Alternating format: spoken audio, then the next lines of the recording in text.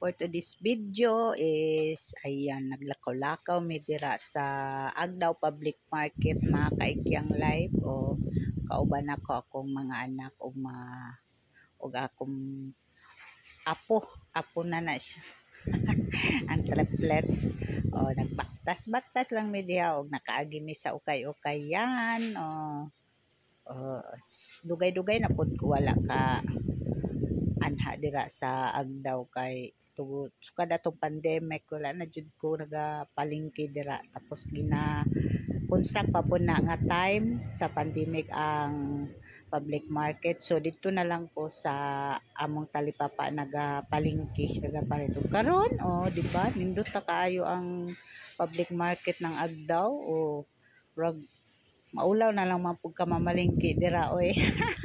Wheat market nindot yun na sa sulod ay, so murag kaduha pa masikor nakasulod dira, sukad na open na siya. Sige lang mig baktas kay nami ginapangitaan na, tapos nalingaw na lang po mig lantaw-lantaw sa mga vendor, side vendor ba dira sa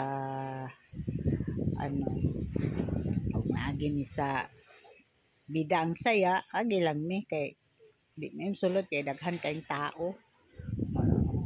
Kuan mi di na lang mi manulod kay mao gihapon madugay mi kay daghan og tao, so nakaplana pud mi nga manabok mi didto, didto banda sa palengke, o ngita mi og pedestrian kay para di ta madakpan mga kaikyang life, musunod jud ta sa atong kuan batas.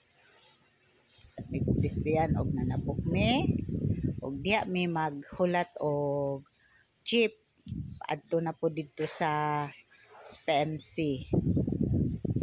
Nindot ta sa sa palengke Agdao na.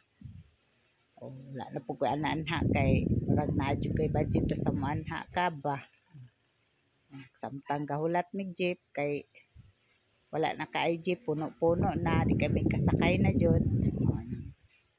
Video sa ko dira, mao na ang among Agdao Public Market amo gyud. Ang Agdao Public Market mga kaikyang live, og ani mong Davao, mao na ilang entrance, di ba entrance pa lang social na, na siya ang Agdao Public Market, pamalingki na mo dira. O pagdala mo budget kay medyo mahal po, maulaw ta mo sulod dira, entrance pa lang murag social na ba, di ba? Daghan na ka part dira kay mga namalingki, mga kwartahan. Kami sa talipapa lang mi kay maura man ang budget, siya mga kay maulaw man po ta mo